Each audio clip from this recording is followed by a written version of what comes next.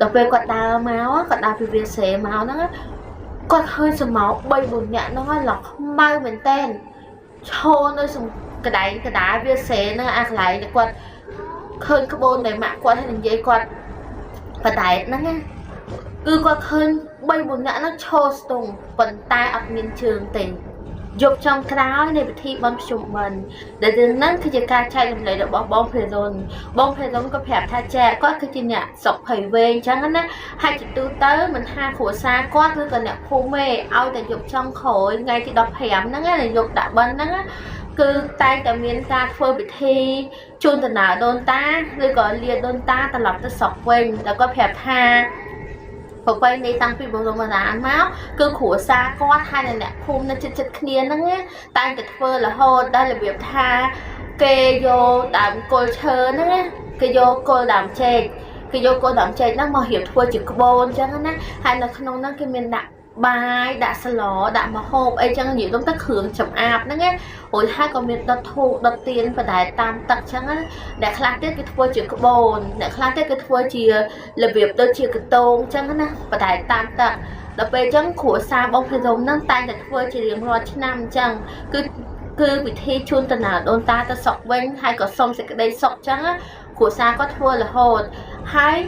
ពេលដែលធ្វើឲ្យពួកក្មេងៗហ្នឹងតែងតែយកថ្មស្អុយហ្នឹងដាក់ជាមួយនឹងពងរិស័យហ្នឹងលេងដល់ជាផាវយើងហ្នឹងឬសុំផ្ទុះភុងផាំងលេងនៅវាស្រែសបាយរួចហើយដល់ពេលមកដល់បច្ចុប្បន្នហ្នឹងគេលេងធ្វើជាថ្មស្អុយដាក់ពងរិស័យទៀតហើយគឺអ្នកខ្លះចឹងទៅគេលេងផាវដូចជាផាវបាល់ផាវផ្ទុះផាវជាគូអីចឹងទៅតែដល់ពេលអ្នកខ្លះគ្រួសារគេរំធូធាគេភើដូចជាកឈួតសម្រាប់បនសពអាកឈួតធំហ្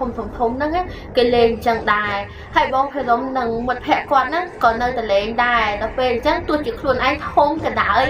ក៏នៅតែលេងដែរហើយក៏ថាគាត់ហើយនឹងមិត្តភ័ក្តិគាត់ហ្នឹងក៏បបួលគ្នាហ្នឹងទៅទិញផាវលេងដល់ពេលហើយមិត្តភ័ក្តិគាត់ម្នាក់ទៀតហ្នឹងកំពុះស្អិចខ្លាចខ្មោចហ្មងដល់ពេលហើយមិត្តភ័ក្តិគាត់ថាចាលេងពេលថ្ងៃទៅហើយមិនលេងពេលយប់ម៉ោង3ម៉ោង4ភ្លឺទេព្រោះអីខ្លាចខ្មោចលងហ្នឹងហើយមិត្តភ័ក្តិក៏មួយទៀតថាអូយសម័យនេះហើយនៅខ្លាចខ្មោចទៀតដល់ពេលអញ្ចឹងពួកគាត់តំណាក់គ្នាថាទៅលេងពេលយប់ឲ្យហើយទៅម៉ោង7 8យប់ហ្នឹងទៅលេងឲ្យហើយទៅមិនទៅលេងពេលភ្លឺទេព្រោះអីខ្លាចខ្មោចតែមិត្តភ័ក្តិផ្សេងទៀតគេអត់ទៅទេទៅតែគាត់ជាមួយនឹងមិត្តភ័ក្តិដែលខ្លាចខ្មោចហ្នឹងទៅលេងនៅវាសេរៀងឆ្ងាយពីផ្ទះដែរហើយគាត់ថាពេលទៅលេងហ្នឹងតែ2នាក់គ្នាគាត់ទេ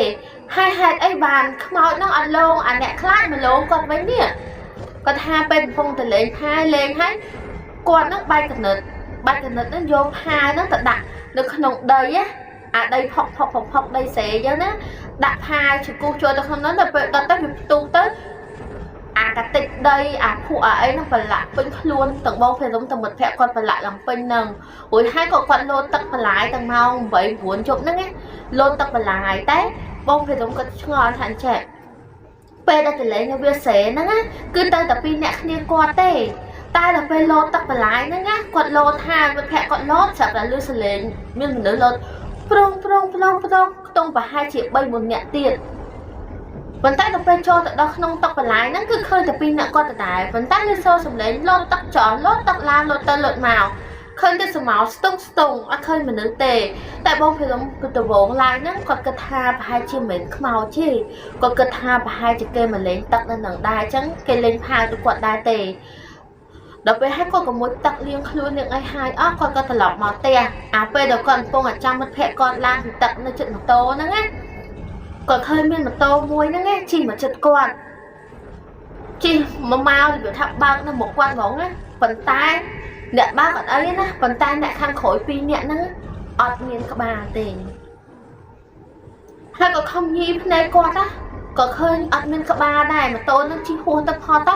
ហើយម៉ូតូនោះបើកលឿនមែនតើលឿនរបៀបថាលឿនដល់អាមេចហ្មងបើកវែវទៅហ្មងតែអត់មានក្បាលទេអ្នកនៅក្រោយទាំង2នាក់ហ្នឹងបងភេរុនភ័យមែនតើស្រែកហៅមិត្តភ័ក្តិគាត់ហ្នឹងថាអេឡើងមកលឿនអញឃើញមានមនុស្សជីកាត់មិញ2នាក់អត់មានក្បាលទេហើយទៅពេលឲ្យមិត្តភ័ក្តិបងភេរុនថាឈួតទេអីវាមិនដែលមានណាគេមកលេងតែ2នាក់គ្នាយើងអញអត់មានឃើញម៉ូតូអីផងមិនក៏ហាយឃើញ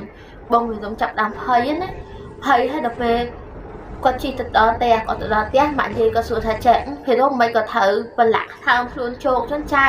គាត់ទៅដល់ផ្ទះហ្នឹងក៏ឃើញម៉ាក់យាយគាត់ហ្នឹងកំពុងរៀបគល់ចេកគល់អីហ្នឹងមានបាយស្លណាដើម្បីសែងលាដូនតាពេលព្រឹកឡើងហ៎ហើយគាត់ថាទៅលេងផាវទៅគាត់អត់ប្រាប់ណាគាត់ថាទៅលេងផាវហើយទៅផុកប្រឡាក់ខ្លួនគាត់ទៅងូតទឹកចេញនៅវាសេទៅហើយគាត់ក៏ឡើងទៅសងំនៅផ្ទះគាត់សងំគាត់ដូចអត់លក់ឯងទងប្រហែលជាបាទសវៈធំក៏ដេកលក់ទៅខ្ទង់ប្រហែលជាម៉ោង3ហ្នឹងណាមិត្តភក្តិគាត់ផ្សេងទៀតហ្នឹងតែមហាគាត់ថាចេះអាភិរមហែងទៅលេងផាវមួយអញអត់គាត់ថាអត់ទៅទេតែគាត់អត់ទៅហ្នឹងក៏គាត់ដេកលក់ដែរគាត់ថាតាំងពីទូចដល់ធំមកគាត់អត់ដែរបានទៅលាដូនតាមួយយាយហើយជាមួយម៉ាក់គាត់ទេគាត់ចង់ចោះទៅក្រុមហ្នឹងទៅធ្វើអាពិធីលាដូនតាមួយម៉ាក់គាត់មួយអីចឹងណាដល់ពេលគាត់ចោះទៅគាត់ឃើញមានមនុស្សនៅក្រៅផ្ទះគាត់ហ្នឹងនៅក្រោយវាសេនៅក្រោយផ្ទះគាត់ហ្នឹង3-4នាក់ហើយសមោលឡើងស្ទង់ហើយខ្ពស់មែនតើឈរទៅចែកគ្នានិយាយគ្នាពីនេះពីនោះចឹងណាស្រាប់ដល់ពេលគាត់ចោះទៅអាសមោល3-4នាក់មានស្ទង់ហ្នឹងបាត់ឈឹងហ្មងគាត់ឃើញតាក្បូនតែយាយគាត់បដែកជាមួយម៉ាក់គាត់ហើយឯងចឹងគាត់គិតថាប្រហែលជាយាយគាត់ហើយនឹងម៉ាក់គាត់បដែកហើយឯងស្រាប់ដល់ពេលគាត់ដើរមកគាត់ថាទីខ្មោចលោកគាត់ទៀតទៅដល់ពេលគាត់ដើរមកគាត់ដើរពីវាសេមកហ្នឹងគាត់ឃើញសមោល3-4នាក់ហ្នឹងឡើងខ្មៅមែនតើឈរនៅកណ្ដាលវាសេហ្នឹងអាកន្លែងគាត់ឃើញក្បូនតែម៉ាក់គាត់ហើយនឹងយាយគាត់បដែកហ្នឹងគឺគាត់ឃើញ3-4នាក់ហ្នឹងឈរស្ទង់ប៉ុន្តែអត់មានជើងទេគឺបងភរមភ័យមែនតើរត់ចូលមកដល់ក្នុងផ្ទះហើយក៏លំភួយហ្មងគឺគាត់ថាសម្រាប់តែពេលពួកយើងហ្នឹងគាត់និយាយចឹងទៅយើងអត់ខ្លាចទេតែសម្រាប់គាត់ជួបផ្ទាល់គាត់ខ្លាចឡើងចង់រៀកនោមហ្មងហើយរឿងហ្នឹងគឺជាការចែករំលែករបស់បងភរមចាំជួបគ្នានៅវីដេអូក្រោយបាយ